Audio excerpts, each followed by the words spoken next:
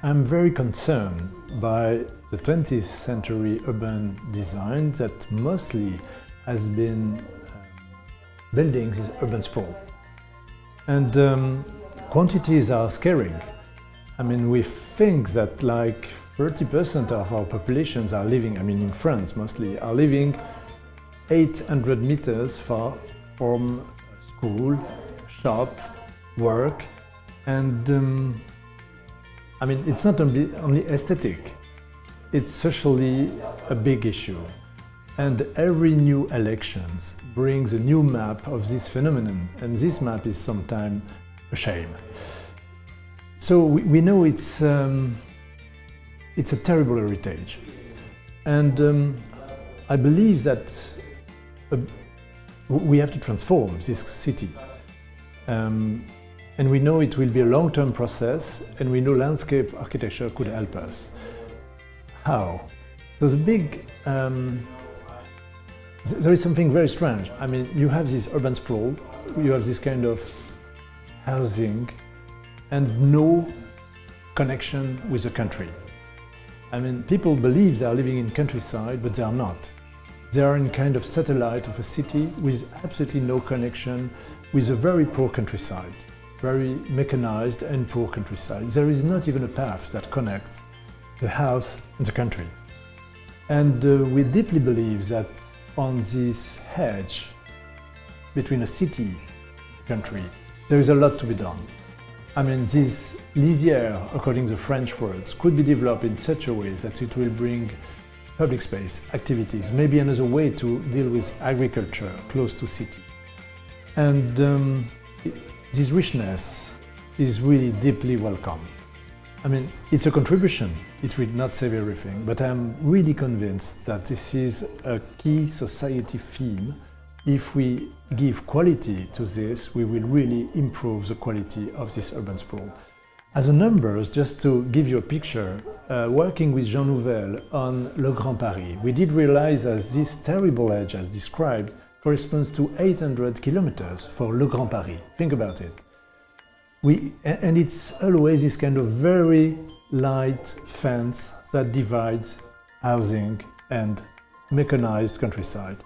If we develop a rich edge with activities, public space, but agriculture, maybe some other kind of small activities, we can have a fantastic development at a large scale. So it's about social, it's about economic, and of course about aesthetic.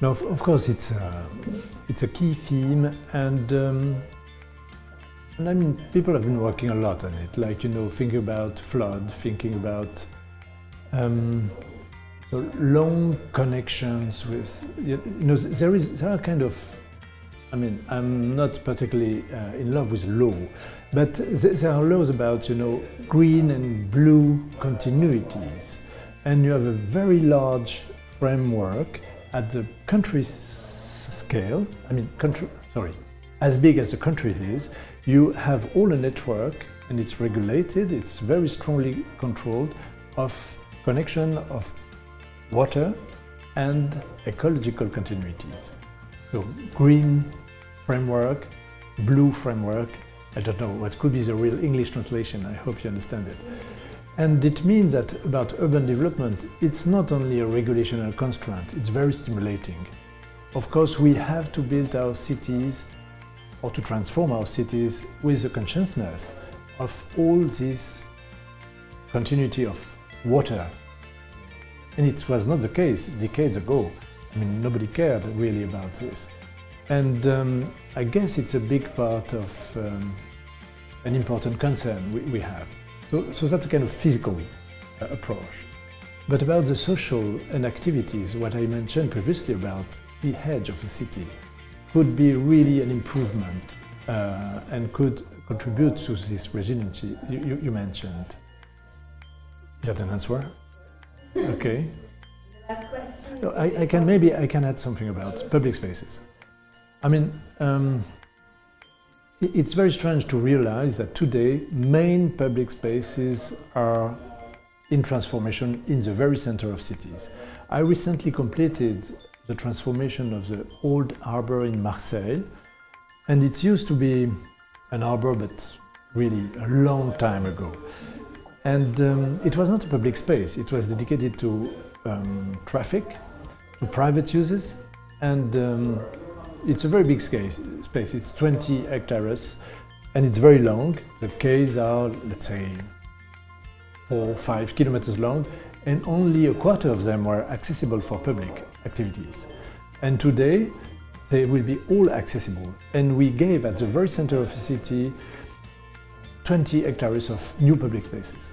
I mean, everything was there, but nothing was used. No practices were existing, no social life was connected to this. And in a lot of cities, this is happening in France. Like in Bordeaux, recently, Michel Desvigne did this transformation of the quay. I'm doing now, on the other side of the river, the same 6-kilometer long park. So you will have both sides of a river, like public spaces.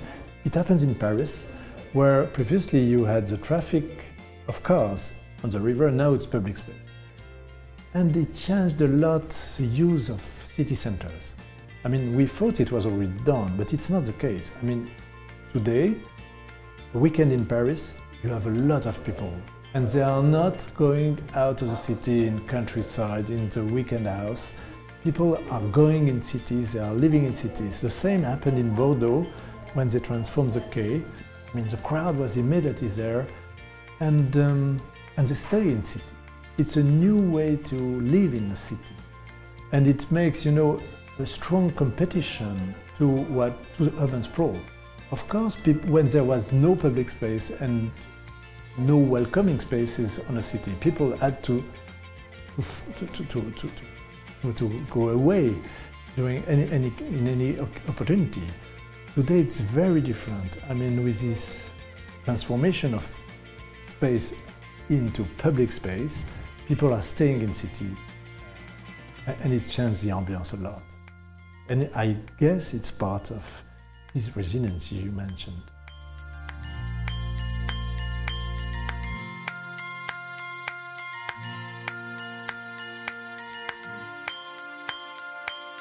I really have been reading a lot about your activities, of course, and it's very ambitious, it's very interesting. I mean, the themes are very ambitious and smart, and we need this kind of thinkings for our practices, of course.